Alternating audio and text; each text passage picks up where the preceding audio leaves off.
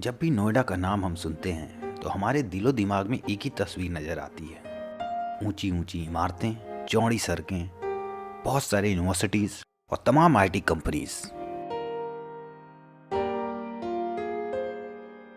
नोएडा को लेकर जो बातें हम सोचते हैं या लोगों से सुनते हैं वो सही भी हैं। यहाँ गगनचुंबी इमारतें तो ऐसे हैं मानो किसी पेड़ में लगी पत्तियां। जहाँ देखो वहाँ इमारतें। वाकई में नोएडा शहर का एक अलग ही पहचान है।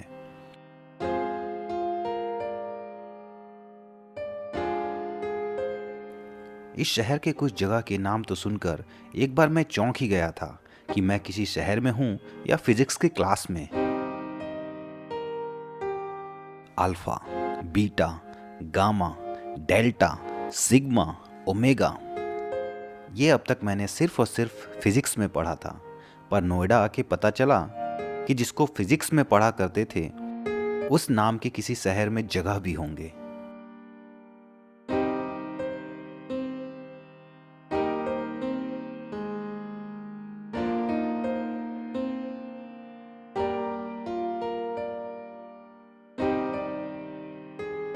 और यूनिवर्सिटीज़ की बात हो तो सैकड़ों यूनिवर्सिटीज़ हैं जिसमें एडमिशन के लिए हजारों क्या लाखों लड़के दूर दूर से यहाँ पढ़ाई करने आते हैं। और यूनिवर्सिटीज़ का जकीरा हो भी क्यों ना, जब इतनी सारी कंपनीज एनसीआर में ही हैं। ये कहना गलत नहीं होगा कि यहाँ पे हर कंपनी का या तो हेड ऑफिस है या कोई ब्रांच है।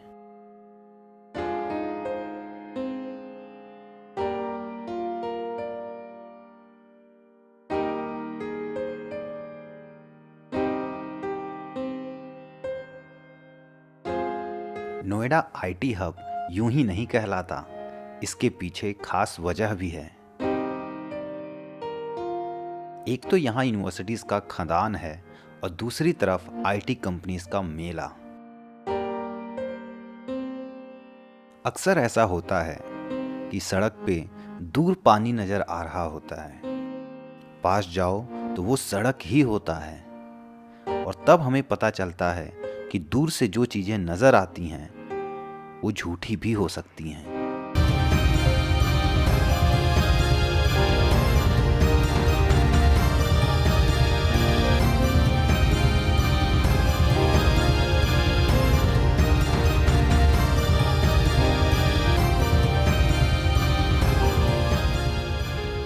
बेशक हीरा कोयले से ही बनता है, पर जब तक वो हीरा बन नहीं जाता हम उसे कोयला ही कहते हैं। और अगर हम कोयले का नाम हीरा रख भी दें तो भी कोयला हाथों में कालिक ही छोड़ेगा, आंखों में हीरे की चमक नहीं।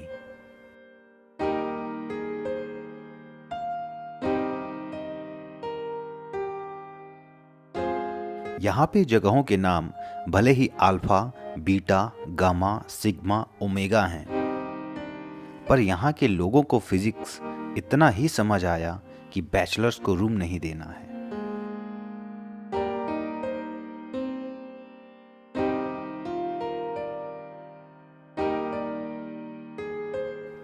क्या आप सोच सकते हैं, जिन जगहों के नाम अल्फा, बीटा, गामा हैं वहाँ के घरों पे ऑनर्स बोर्ड लगा देते हैं कि बैचलर्स को रेंट पे मकान नहीं दिया जाता है।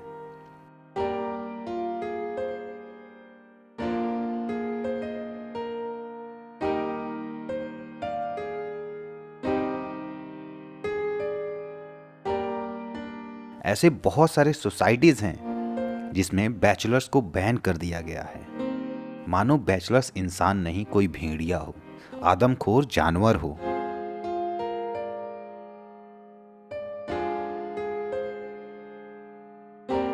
पर सवाल उठता है, बैचलर्स को मकान मालिक रूम नहीं देते तो लोग रह कैसे रहे हैं? इतने सारे कॉलेजेस हैं, यूनिवर्सिटीज हैं, बैचलर्स आखिर रहते कहाँ हैं फिर?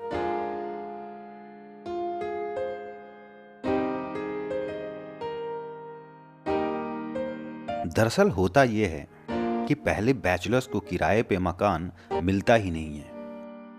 फिर कुछ मकान मालिक ऐसे होते हैं जो बैचलर्स को 20-25% किराया ज़्यादा पे करने का ऑफर देते हैं।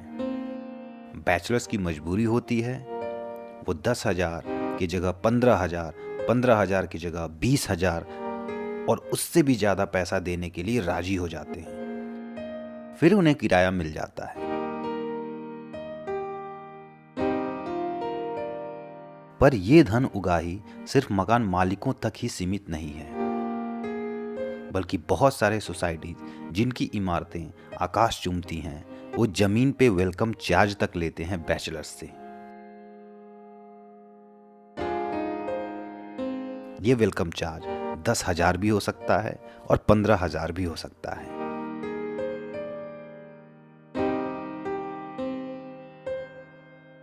मकान मालिक यहाँ पे किराया देते वक्त आपका नाम पूछते हैं। अगर आपने अपना सिर्फ नाम ही बताया था, फिर आपका सरनेम पूछते हैं। दरअसल उन्हें हमारे नाम में कोई दिलचस्पी नहीं होती, बल्कि वो नाम से मजहब और सरनेम से जात जानने की कोशिश करते हैं।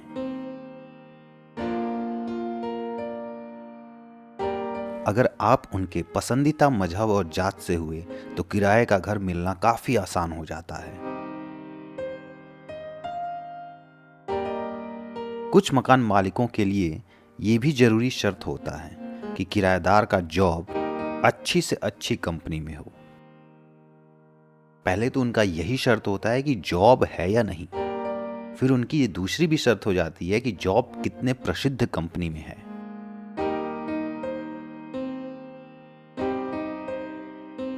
अगर उनके मन मुताबिक जॉब ना हुई तो वो किराया ही नहीं देंगे।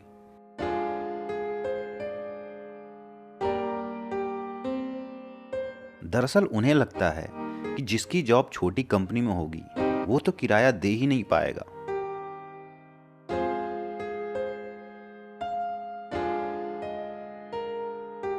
मकान मालिकों का कहना यह होता है कि बैचलर्स शराब लाते हैं, शराब पीते हैं और हल्ला मचाते हैं।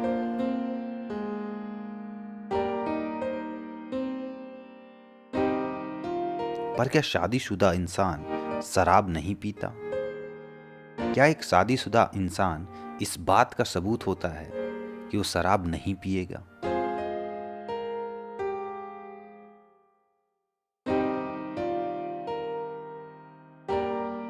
और बैचलर्स बदमाशियां करते हैं ऐसा सब सोचते हैं, पर 95% रेप तो मैरिटल रेप होते हैं।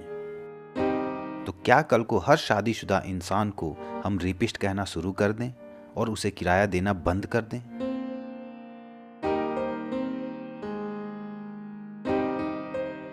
ऐसे सुनने में और देखने में बहुत अच्छा लगता है कि किसी एक शहर को आईटी हब बना दिया गया, यूनिवर्सिटीज का मेला लगा दिया गया और ऊंचे ऊंचे इमारतों का घनघोर बादल बिछा दिया जाए। पर यह बहुत खतरनाक होता है इनकम इक्वालिटी के लिए।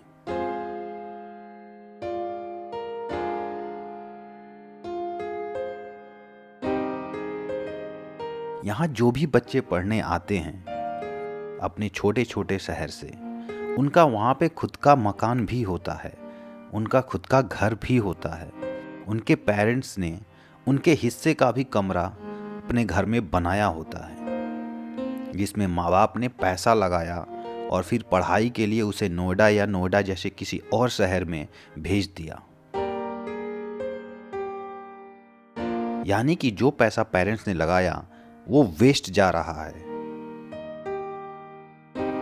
और ऊपर से एक मेट्रो शहर में रहने का किराया भी हर महीने दे रहा है। यानी कि छोटे छोटे टाउन्स के लोगों का इन्वेस्टमेंट भी वेस्ट जा रहा है और हर महीने एक्स्ट्रा किराया भी उन्हें देना पड़ रहा है।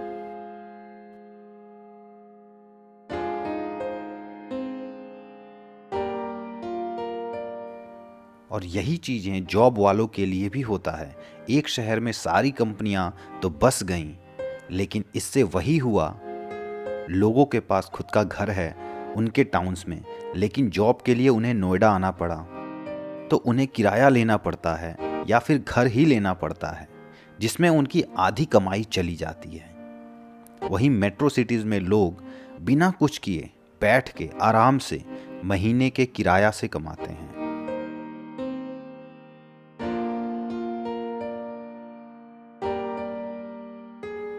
इस तरह छोटे टाउन्स या जो गांव कस्बा है हर महीने गरीब होता जा रहा है और शहर का इंसान हर महीने अमीर होता जा रहा है।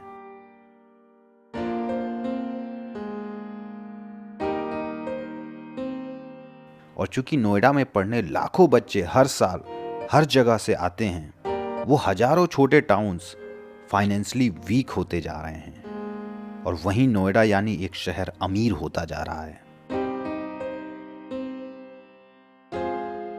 ये सारी प्रॉब्लम्स यूथ से जुड़ी हैं। यूथ की बहादुरी कहिए या सहने की आदत कि कभी उफ तक नहीं करता।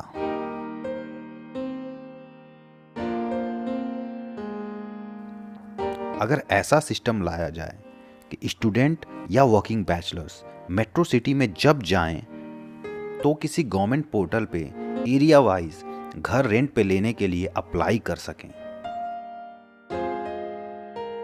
और जितने भी लोगों को अपना घर रेंट पे चलाना होगा वो अपने घर को उसी पोर्टल पे लिस्ट करें। इससे किराया लेने वाले और देने वाले दोनों के लिए फायदा होगा।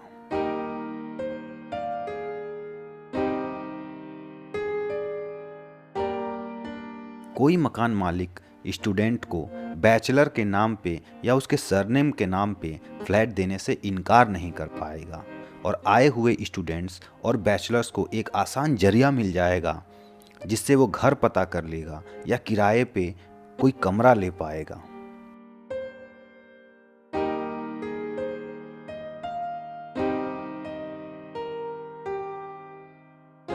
किराए की एक लिमिट सेट होनी चाहिए, क्योंकि अगर एक इंसान 25 से 30 हजार की सैलरी पा रहा है हर महीने और उसे एक घर के लिए 20 हजार किराया देना पड़ रहा है हर महीने, तो वो अपना परिवार कैसे चलाएगा।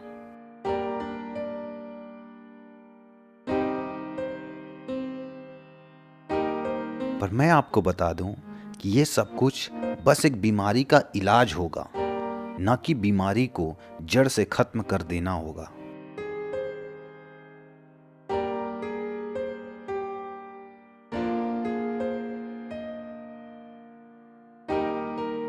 अगर एक जगह 1000 यूनिवर्सिटी होने के बजाय बस इतना किया जाए कि हर जिले में किस स्ट्रीम के कितने स्टूडेंट हैं और उस स्ट्रीम की यूनिवर्सिटीज़ अगर हर जिले में हो जाएं और ऐसे ही कंपनीज का एक जगह जाल बिछाने से अच्छा हर जिले में बांट दिया जाए, तो ये बीमारी जन्म ही नहीं लेगी।